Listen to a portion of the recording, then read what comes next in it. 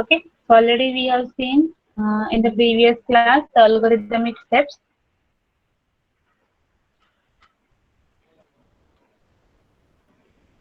Okay, already we have seen the algorithmic steps. So we have seen that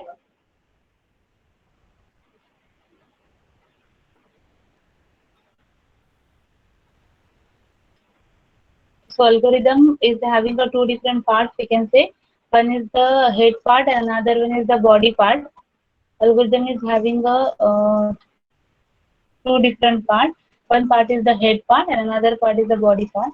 In the head section, we have to write algorithm and then the name of the algorithm, whatever the name, and then the argument that we need for creating that algorithm. For example, if I say write an algorithm for the addition of two numbers, so the parameter that we have to pass is nothing but the two numbers which are the input for that particular algorithm. Along with that, the head section may have a problem description. It means purpose of your problem, then what are the input we require and what output we'll be getting, that also we have to describe there. In the body of the algorithm, we can write the various programming construct like if, for, while, and the some assignment type statements also we can write. If there are the multiple statements, either we can use the curly bracket or we can use the if, for, and if, for, and for, while, and end while. If you want to include the comments inside the algorithm, so comments should be included by using this double slash. So comments should be included by using this double slash. Nextly, we have seen that instead of assignment operator, generally we use here an arrow for the assignment operator. We can use the relational operators for the checking the relationship between the variables or the relationship between the identifiers. Variables on the identifiers, both the terms are the same terms. We can use the logical operators for combining one or more relations together. Here, if you want to give the input, so input and output we can done by using read and write step. Okay, so these are the some algorithmic steps, or we can say these are the way of writing the algorithm. Let us take one example here. Uh, this is the example. Okay, this is the example. So here you can see that the greatest common divisor of two non-negative integers.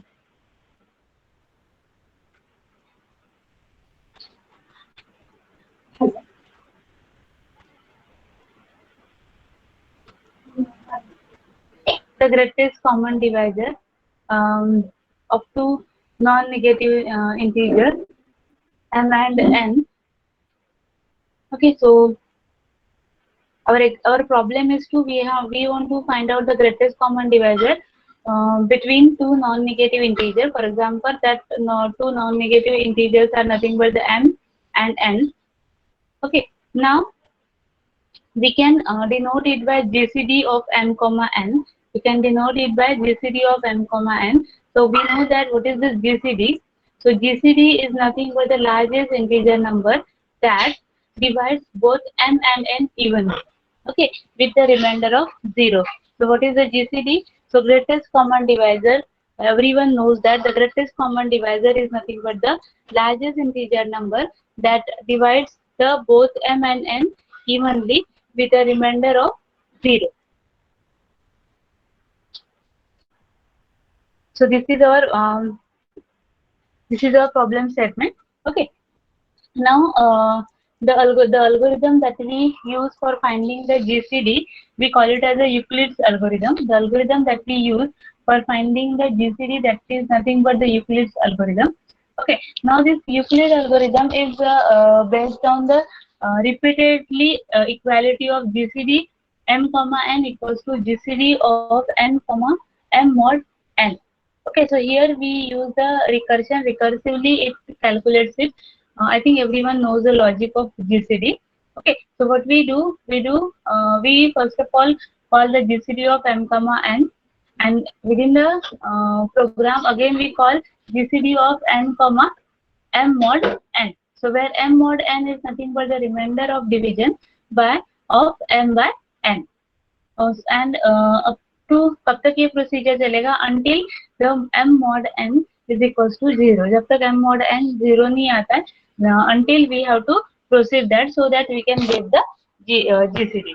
For example, if you want to find out the GCD of 60, 24, if you want to find out the GCD of 60, 24, so that will be find out like this way. GCD of 60, 24, GCD of 60, 24 is nothing but equals to GCD of 24, 12. So now how we calculated it? So first of all, GCD of m comma n is equals to GCD of n. So n is nothing but your 24, comma m mod n. So m is nothing but the 60. So 60 divided by 24. So whenever we divide the 60 by 24, so you will be getting the result of division as a 2 and remainder as a 12. So you'll be getting here 24, 12. Now again apply the same, equals to GCD of n. So here 12, comma 24 divided by 12. So here we'll be getting the 0. So your answer is nothing but the 12. So greatest common divisor between 60, 24 is nothing but the 12. Okay. Now your Euclid's algorithm in the simple way without using the algorithmic steps we can say. So here we can write step 1, if n equals to 0, if n equals to 0, then return the value of m as the answer and stop, otherwise proceed to step number 2. Okay. So already we have seen that if there are the two non-negative integers, we are going to find out the GCD between two non-negative numbers. Okay. So in between that m and n, if n is 0, if n is 0, then your answer is automatically m. If your n is 0, then your answer is automatically m. Otherwise, we have to proceed to step number 2. Now, what we have to do? We have to divide m by n. We have to divide m by n and assign the value of the remainder to r. What we have to do? We have to assign the value of the remainder to r. Then assign the value of n to m and the value of r to n. So then what we have to do? Assign the value of n to m and the value of r to n. And then again your control is transferred to the step 1. Okay. So whatever we have written here in the example, same thing is written here in a statement manner. Okay. So what we are doing, what we are going to do, we are first of all dividing m by n. We have a two numbers m and n.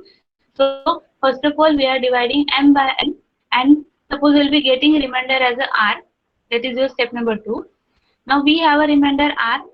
In step number 3, we are going to replace. Here you can see that we have replaced this value. So we are going to replace the value of m. We are going to replace the value of n by n. So we are going to replace the value of m to n and the value of n, जो value हमें n की value that is 24, that will be replaced by the remainder value. And again this process will be continue until the result of m mod n is nothing but equals to 0. Okay. Now we want to write it by using the algorithmic steps. So we have seen that whenever we want to write it by using algorithmic steps, so what we have to do, first of all, there is a head portion. So in head portion, what is their algorithm and the name of the algorithm and the parameters. Okay. Now can anybody tell me what are the different parameters required for finding the GCD of the numbers? हमें GCD of two numbers find out करना है. So what are the different parameters we need? हमें कौन-कौन से parameters की जरूरत पड़ेगी?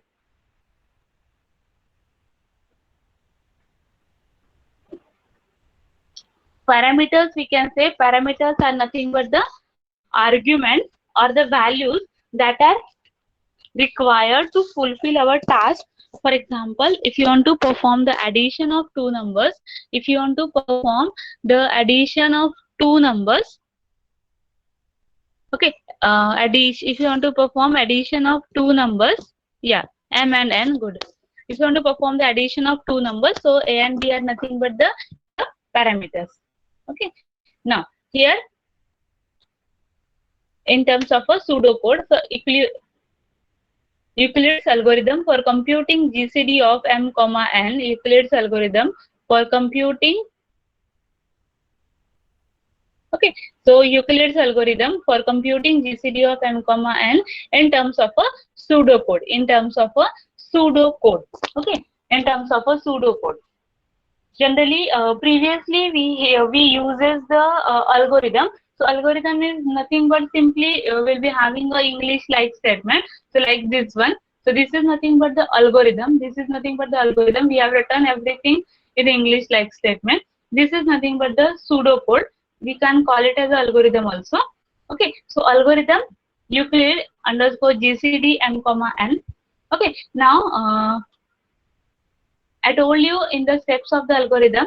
In the steps of the algorithm, I told you what we have to write algorithm, then name of the algorithm. So here the name of the algorithm is suppose Euclid underscore GCD in bracket m comma n. Euclid's underscore GCD in bracket m comma n.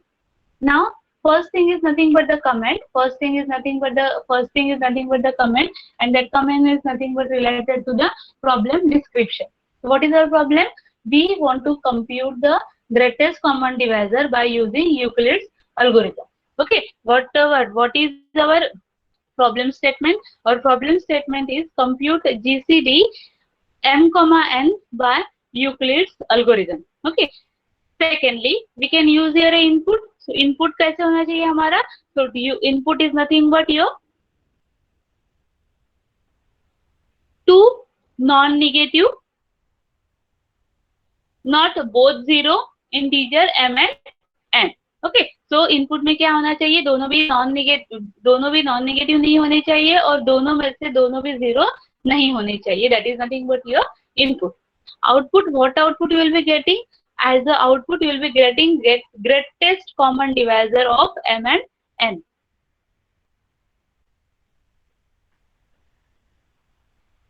As the output will be getting greatest common divisor of m and n. Okay. Now कब तक हम लोगों को चलना है? Here you can see that कब हम लोग stop करेंगे? When we are going to return, if the value of n is 0. If the value of n is 0, then we have to stop. If the value of n is 0, then what we have to do? We have to assign the value of m as the answer. We have to assign the value of m as the answer and then stop. So that's why. Excuse me, ma'am. Yes. Ma'am, can you take two bigger numbers like these are 24 and 12? Like what if we have 3-digit, 4-digit numbers? Okay, we can take. I will take the example for it. Yes, ma'am. Okay. Or we can write the program based on it, so that easily you can find out. Or if you want, okay, we will take one number. Yeah.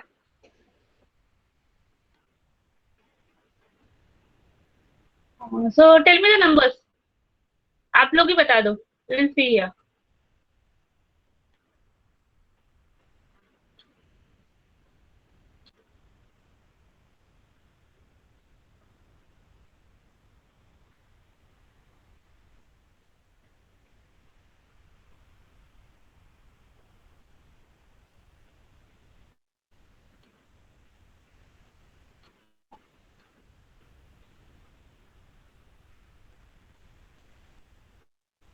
So we will take the two numbers.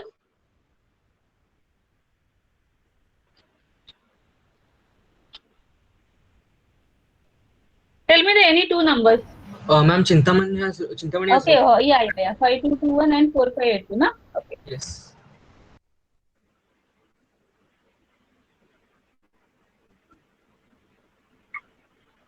Okay. So our number is 5221 and 4582.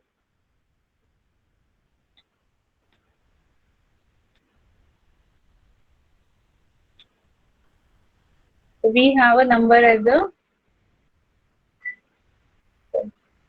5221 and 4582.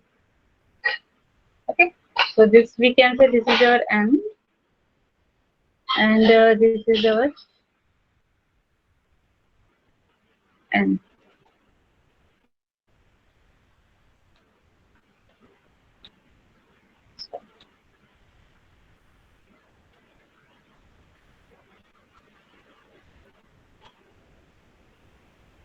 Okay.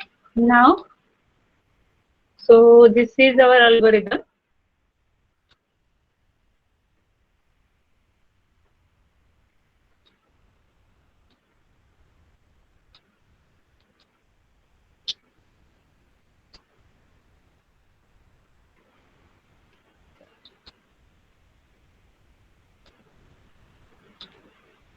So this is our algorithm. Okay. Now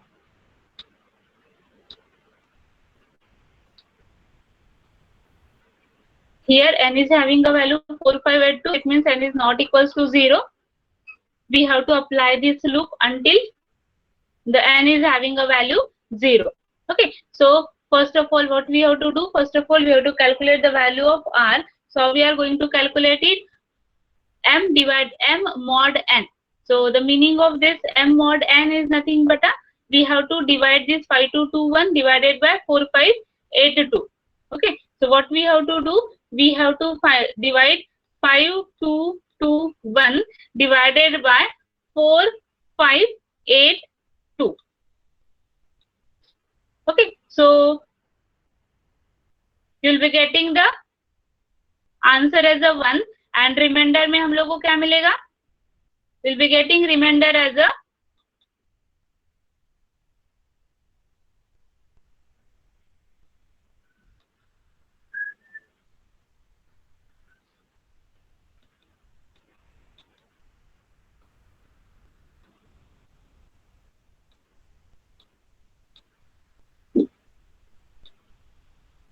okay. So we'll be getting here answer as a r equals to 639. We'll be getting answer as a r equals to 639. After that, what we have to do? We have to change the value of m. Now your value of m is becoming a 4582. It is becoming a 4582, and the value of n is nothing but becoming a 639. So value of n becomes 639. Now again your control is transferred to here. If you want, we can write here a and while also. So here and while. Okay. So your control is transferred to here again. As the value of n is 639, so again it is not equals to 0. Condition is true. Calculate the value of r. Now how will you calculate the value of r now? How to calculate the value of r? Again we have to calculate it by 4582 modulus of 639. So Ankita's spelling will be getting as a 109. Okay, whether it is correct 109? I'm not going to calculate it. Suppose it is 109. Yeah. So 109 will be getting value of r. Now what we have to write? M is nothing but again. M is nothing but again. We have to change this. Okay. So M का value बनेगा आपका 639. We can say this is our step 1. Okay. From this we have a step 2 of for loop. This is a step 2 of for loop. Okay. So we'll be getting m equals to n. So that is nothing but 639. Because the value of n is here 639 and the value of n is becoming a 109. Again 109 is not a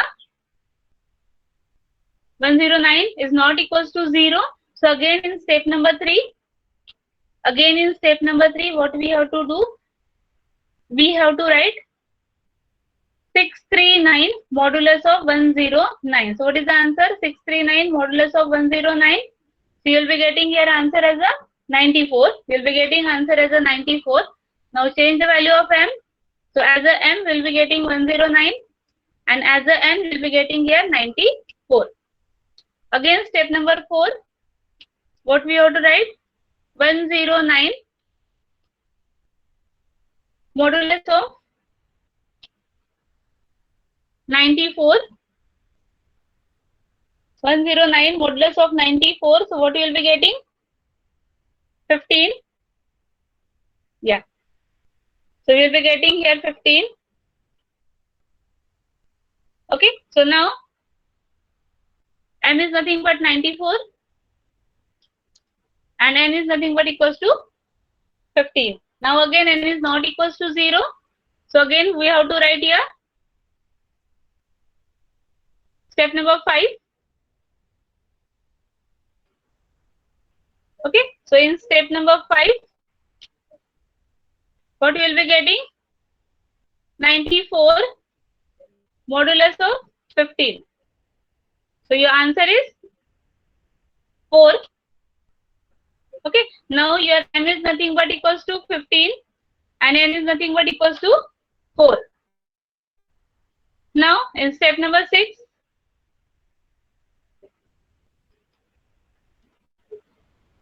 step number 6, 15 modulus of 4.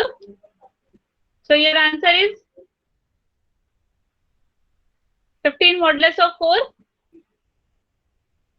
3. Your answer is 3. So m equals to 4 and your n equals to 3. Okay, now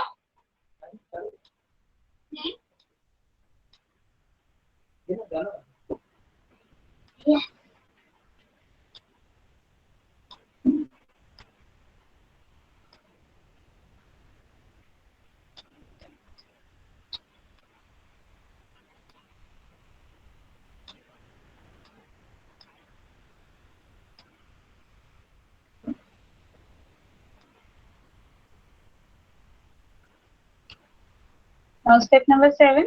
So you'll be getting here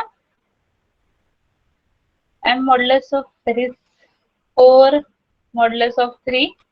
So you'll be getting your answer as a 1.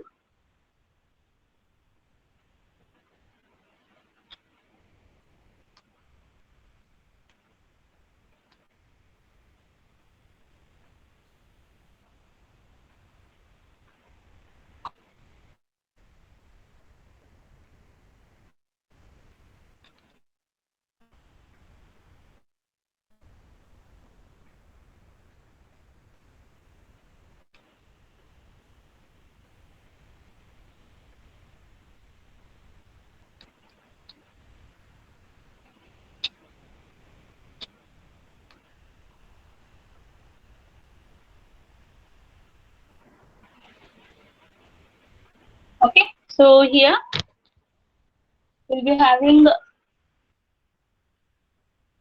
m equals to 3 and n equals to 1.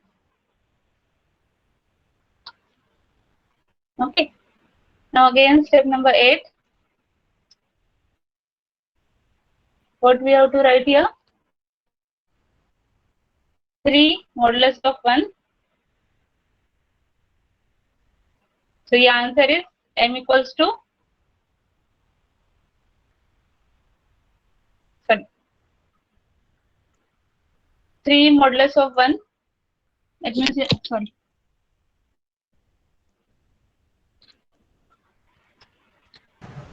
It's 0. yeah, 3 modulus of 1, you'll be getting your answer as a 0. Okay, so whenever we come here, so 3 modulus of 1, we'll be getting answer as a 0. Now what we have to do, m is nothing but equals to n.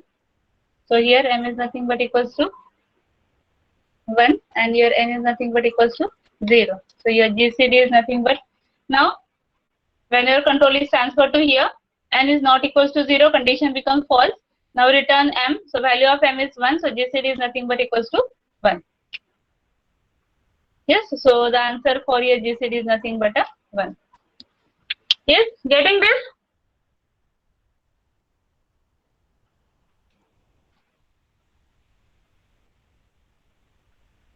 Okay, so in this way this will work. So these two are the same cases here. Here we are seeing that how to write the algorithm, or we can say how to write the pseudocode for any algorithm. So if you want to write the pseudocode for the any algorithm, so at that time we can use the while loop. Then instead of the assignment operator, here we have to use the arrow. Instead of assignment operator, here we have to use the arrow. In programming language, generally we write while n is not equals to 0, in exclamation sign, then equals to, then 0. So here we can write n double equals to, then slash 0.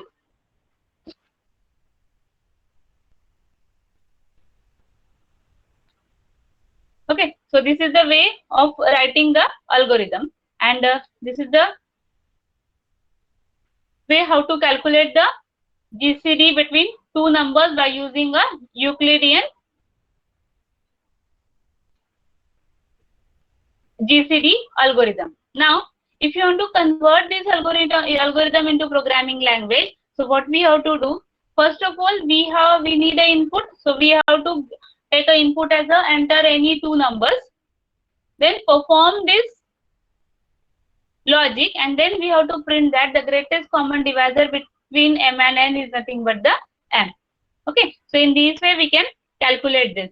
If you want this, I will removing this.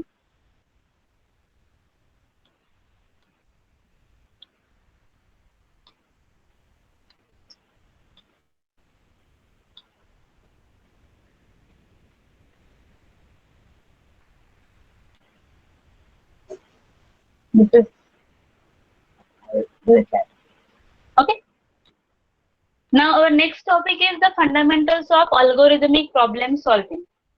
Okay, so fundamentals of algorithmic problem solving. What are the different steps for solving the problem by using the algorithmic concept, by using the algorithmic concept, or by using the what we can say by using the uh, steps of how designing or analyzing the algorithm.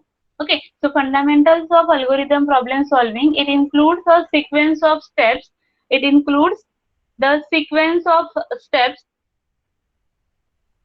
It includes the sequence of steps involved in the designing and analyzing an algorithm. Okay, and that you can see in the figure. So sequence of steps involved in the designing and analysis of the algorithm are nothing but these are the steps. These are the steps for designing the algorithm and for analyzing the algorithm. So if you want to solve the problem by using algorithmic way, so there are the we can say mainly two steps. First step is nothing but the how we design the algorithm, and second step is nothing but the how we analyze the algorithm. So first step is nothing but how we can design the algorithm, and second step is nothing but how we design how we analyze the algorithm. So designing means it includes designing. We can say whenever we want to design the algorithm. So before designing the algorithm, first of all we have to understand the problem. First of all we have to understand the problem. Okay. So understanding the problem means so we have to while understanding the problem, first of all we have to read the problem descriptions carefully. Then we have to identify the problem types, what are the different types of problems, and then we can use the existing algorithm for solving that problem. In the second step, decide on computational means exact versus approximate solving, algorithm design techniques. Okay, so second step is the design making. Second step is the design making. Okay, so in design making it is categorized into the three different parts. In design making it is categorized into the three different parts. You will see it in a detail. First, in the design making we will be having ascertaining the capabilities of the computational devices. Okay, ascertaining the capabilities of the computational devices. Wait a minute.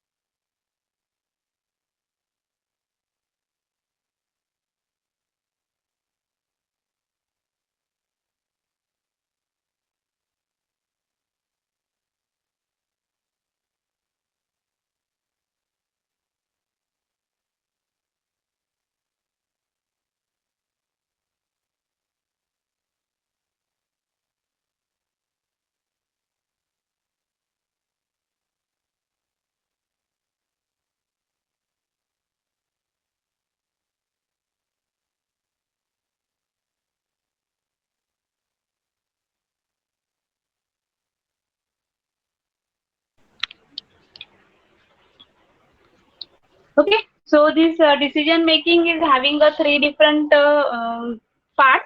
First one is the ascertaining the capabilities of the computational devices. We will see it in a detail. Secondly, we have a choosing between the exact and the approximate problem solving. Thirdly, we have algorithm design techniques. Okay, so what we have to use for designing the algorithmic techniques, then how the instructions will be executed, how the instructions of your algorithm will be executed. It is executed parallelly or it is executed sequentially. Then how the processors and the memories work based upon the space and the time complexity. So each and everything comes under your second step, that is nothing but the decision making.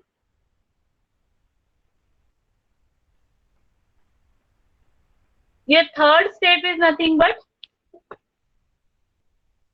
design an algorithm. Third step is nothing but design an algorithm. Okay, so design an algorithm means methods for specifying an algorithm. Design an algorithm means methods for specifying an algorithm. मतलब हम लोग algorithm को कौन कौन से वे से लिख सकते हैं, कौन कौन से वे से specify कर सकते हैं. So for specifying the algorithm, we have a three different ways to specify the algorithm. There are the three different ways to specify an algorithm. First one is the natural language.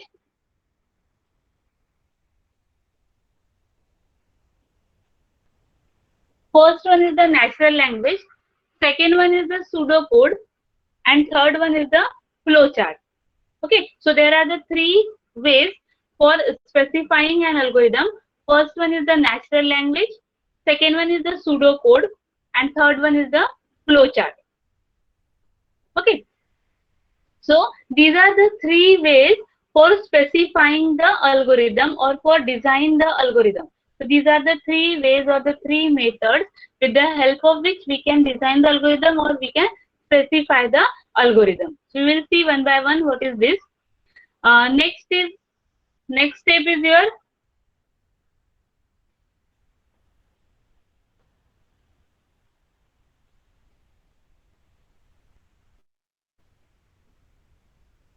proof correctness.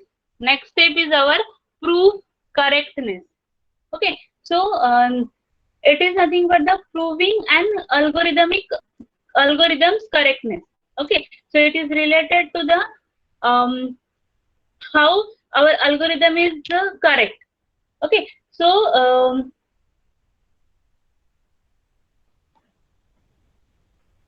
for that for that which algorithm we are applied for the particular problem and whether that algorithm is working correctly, whether it is giving correct result or not. So that is nothing but our proving an algorithm's correctness or the proof correctness. Nextly, analyzing an algorithm. Analyzing an algorithm is totally depending upon, analysis is totally depending upon the efficiency of the algorithm. What do you mean by the efficiency? So efficiency is categorized into the two different parts, time efficiency and the space efficiency. So time efficiency means how fast our algorithm runs. So actually your algorithm is not running. We have to implement it into any programming language. So time complexity means or time efficiency means how fast the algorithm runs. So it is means how fast the algorithm runs, and the space efficiency means how much the extra memory is required for storing that algorithm. So for storing that algorithm means for storing the program which implemented that algorithm. So that is nothing but you are analyzing the analysis of the algorithm or analyzing the algorithm includes time and the space. And lastly, code the algorithm. So we can code the algorithm in any programming language, either C, C++, or the Java. Okay. So which language is suitable? In that language we can implement that So whenever we write any algorithm or whenever we convert any algorithm into any programming language, so we have to write a efficient code for reducing the burden of the compiler. Okay, so this is nothing but your fundamentals of algorithmic problem solving. So these are nothing but the sequence of steps which are involved in designing and analyzing the algorithm. So for that, we'll be having a 6 different steps. Understand the problem, then decide on computational means, exact versus approximate solving, algorithmic design technique, design an algorithm, or we can say write an algorithm, or way of specifying an algorithm. Fourth step is the proving correctness of the algorithm. Fifth step is nothing but the analyzing the algorithm. Sixth step is nothing but the converting your algorithm into a code. Now we will see one by one. So first is nothing but the understanding the problem. First step is nothing but the understanding the problem. Okay, so understanding the problem means this is the first step in designing of algorithm. This is the first step in designing of algorithm. Okay, so read the problem's description carefully. We have to read the problem description carefully to understand the problem statement completely. Next, while understanding the problem, we have to ask for questions for clarifying the doubts about the problem. Okay, we can ask the question to ourselves only for clarifying the doubts about the problem. Okay, for example, in case of your GCD, we are going to pass there M and N. Okay, but every time your M must be greater than N. But it is not compulsory कि हम लोग हमेशा M को greater ही रखेंगे. So what we have to do, we have to choose the numbers, and when after choosing the numbers, always the number which is greater that we have to consider as a M, and the number which is smaller that we have to consider as a N. So we have to ask the questions for clearing our doubts related to the problem. Now identify the problem types and use the existing algorithm to find the solution. Okay, so we can use the existing algorithm. Already we have algorithm. We can use that existing algorithm for solving the solution to the problem. Input to the problem and the range of the input get fixed. So we have to decide what is the input to the problem. We have to, while understanding the problem, we have to decide the what input we have to give to the problem and what output will be getting. Second step in this process is nothing but the decision making. So decision making is having a three different way. First one is ascertaining the capabilities of the computational devices. Second is choosing between exact and approximate problem solving. Choosing between exact and approximate problem solving. Third is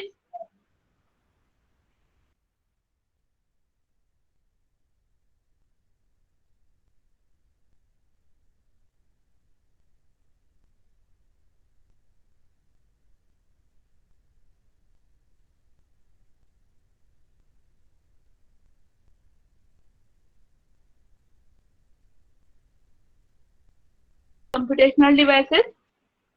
Choosing between exact and approximate problem solving.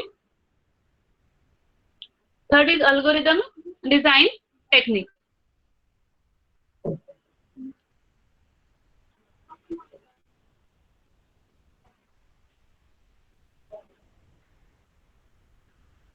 Okay, so ascertaining the capabilities of the computational devices means we know that in the RAM the instructions are executed one after another. We know that in RAM the instructions are executed one after another. So we call accordingly algorithm designed to be executed on such a machine are called as the sequential algorithms. So if you are going to execute the algorithms on a RAM, so we call it as a sequential algorithm. Now if you want to executes the instructions of the algorithm concurrently or the parallelly. Okay, if you want to execute the instructions concurrently or the parallelly, so that is comes under this the capabilities of the computational devices. So we can execute the instruction parallelly, and we can call that algorithms as a parallel algorithm. So it means that in some computers, operations can be executed concurrently. Okay, and if the algorithms are using these capabilities are called as the parallel algorithm. Secondly, choosing between exact and approximate problem solving. Okay, so first is related to the how your algorithm is going to execute. It is executing parallelly or sequentially. Okay. Secondly, choosing between exact and approximate problem solving. Okay, so it is related to choose between solving the problem exactly or solving it approximately. Sometimes it is not possible that you will be getting the correct result or the exact result. So at that time we go for a approximate problem solving. Okay. So if any algorithm solves the problem exactly and the result promises is the exact result or the correct result, then we call it as a exact algorithm. And if there is a complex problem and we are not able to get the exact solution, at that time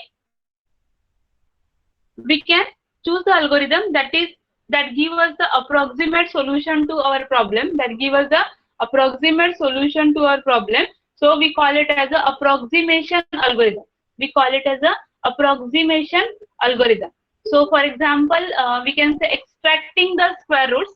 So whenever we extract the square roots of the sum of the numbers, so at that time we can't get a correct output. So we try to find out the near about or the approximate value for the output. So that is nothing but your approximation algorithm. Another example is whenever we are going to solve the nonlinear equation. So at that time also we will be getting the output as an approximate, not the correct output. So that is nothing but your approximation algorithms. Okay.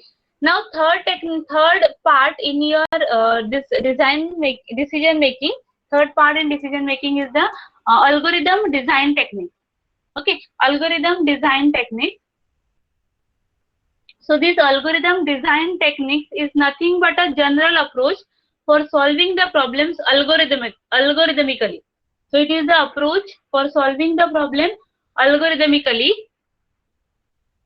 So that can be used for solving the variety of the problems from different areas of the computing.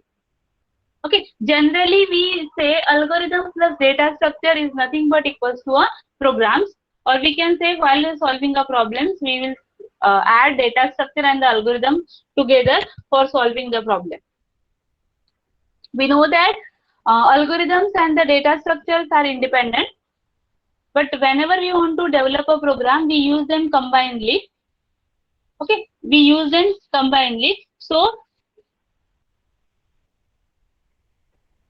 we have to choose the proper data structure. So we have to choose a proper data structure while designing any algorithm. So we have to choose a proper data structure while designing any algorithm. For example, we can say if you want to use if you want to find out the shortest path, so there we can use the cube. Okay, if you want to search through a graph, so there also we can use either stack or the cube.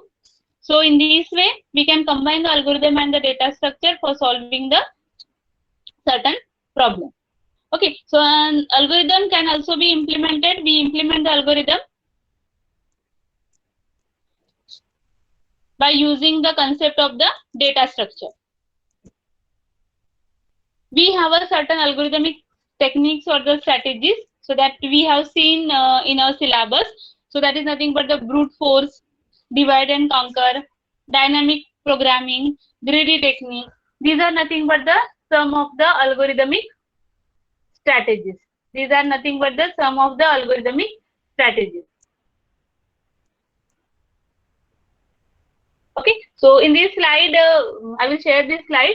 So in this slide, you can see whatever what I want to say. See, there is ascertaining the capabilities of the computational devices. So it is related to the how your algorithm is executed. It is executed parallelly or sequentially. Secondly, choosing between the exact and approximate problem solving. It means whether we are going to for a exact solution or we are going for a approximate solution. So this is second part. And third part is nothing but the algorithm design technique. So algorithm can be designed with the help of the data structure. Okay. Now third step is your third step is methods for specifying an algorithm. Third step is methods for specifying an algorithm, or we can say design an algorithm. Methods for specifying N algorithm, और इसी को हम लोग बोल सकते हैं design N algorithm. So for specifying an algorithm, we'll be having a 3 different ways: natural language, pseudocode, and the flowchart. So we'll be having a 3 different ways: natural language, pseudocode, and the flowchart. Okay, so for algorithmic specification, we'll be having natural language, pseudocode, and the flowchart.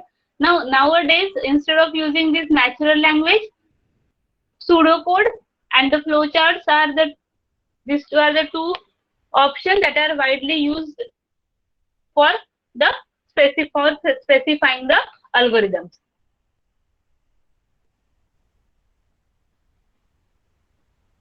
Now, natural language. So it is a very simple and easy way to specify an algorithm using the natural language. So as I told you, so algorithm can be specified by using a English-like statement. So here we call it as a natural language.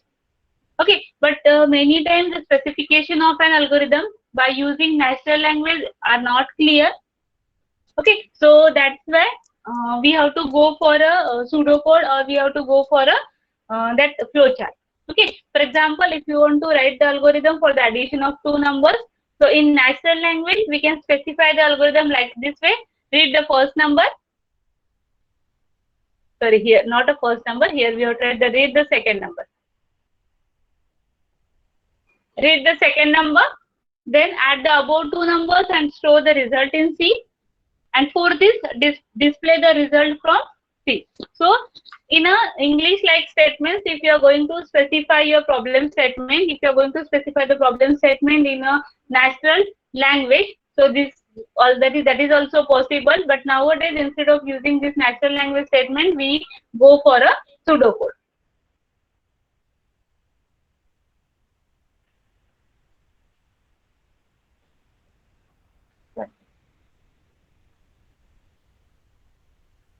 After pseudocode, we have a flowchart. Okay, I think you have a break now at 1:20.